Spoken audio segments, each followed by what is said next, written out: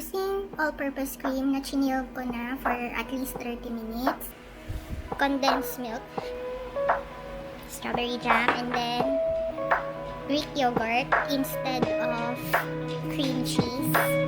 And then this, siguro mga 3 cups of crushed cookie and na cereal. And then I'm just going to put some sugar, mga 2 tablespoons of sugar. And then I'm going to mix melted butter. So I use this much of butter.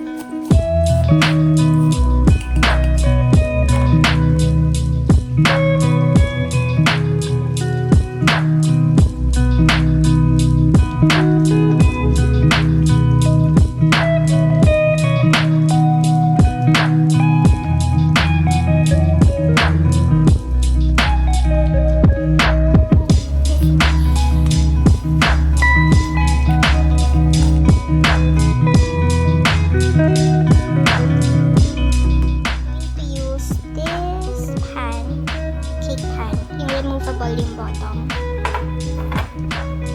I'm not sure how many inch.